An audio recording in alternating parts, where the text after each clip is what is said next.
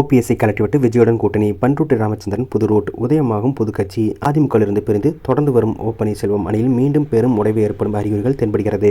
பன்னீர்செல்வத்தின் அரசியல் ஆலோசகரும் அதிமுக முன்னாள் அமைச்சருமான பண்ருட்டி ராமச்சந்திரன் எம்ஜிஆர் அதிமுக என்ற பெயரில் புதிய கட்சி தொடங்க தீவிரமாக திட்டமிட்டு வருவதாக தகவல் வெளியாகியுள்ளது. இந்த புதிய கட்சி தமிழக வெற்றிக் கழகம் தவேகாவுடன் கூட்டணி அமைத்து 2026 சட்டமன்ற தேர்தலில் போட்டியிடும் என்றும் எதிர்பார்க்கப்படுகிறது.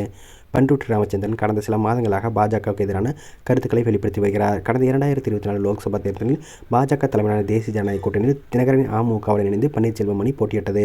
ஆனால் வரும் சட்டமன்ற தேர்தலில் அதிமுக, பாஜக, பாமக, அமமுக, ஜேஜேகே உள்ளிட்ட கூட்டணி உருவாகியுள்ள நிலையில் பன்னீர்செல்வம் அணிக்கு இடமில்லை என்ற நிலை ஏற்பட்டுள்ளது. மதுராந்தகத்தில் நேற்று பிரதமர் மோடி பங்கேற்ற பொதுக்கூட்டத்தில் தினகரன் கலந்து கொண்டார். ஆனால் பன்னீர்செல்வத்துக்கு அழைப்பு விடுக்கப்படவில்லை. இது பன்னீர்செல்வம் அணியில் அதிருப்தியை ஏற்படுத்தியுள்ளது. பன்னீர்செல்வம் எந்த முடிவும் எடுக்காமல் தாமதித்து வருவதால் அவரது ஆலோசகர் பண்ருட்டி ராமச்சந்திரன் கடும் எரிச்சலுக்கு ஆளாகியுள்ளார். இதனால் புதிய கட்சி தொடங்கும் எண்ணத்துக்கும் வந்துள்ளதாக கூறப்படுகிறது. காஞ்சிபுரம் மாவட்டத்தில் பன்னீர்செல்வத்துக்கு ஆதரவாக செயல்பட்டு வரும் முக்கிய நிர்வாகிகள் கூறுகையில், பன்னீர்செல்வத்தின் எதிர்காலம் குறித்து அவரே சிந்திக்கவில்லை. ஆலோசனை வழங்கி வந்த பண்ருட்டி ராமச்சந்திரன் அதிருப்தியில் உள்ளார். எனவே எம்ஜிஆர் அதிமுக என்ற பெயரில் புதிய கட்சி தொடங்க திட்டமிட்டுள்ளார். இதில் பன்னீர்செல்வத்துடன் இருக்கும் அதிமுகவினர் அனைவரும் ராமச்சந்திரன் பக்கம் செல்ல முடிவு செய்துள்ளனர் என்றார்கள்.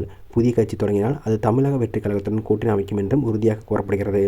விஜய் தலைமையிலான தவேகா தமிழகத்தில் பெரும் எதிர்பார்ப்பு ஏற்படுத்திய நிலையில் இந்த புதிய அணி கூட்டணி தமிழக அரசியலில் பெரும் மாற்றத்தை ஏற்படுத்தும் என்கின்றன அரசியல் வட்டாரங்கள்.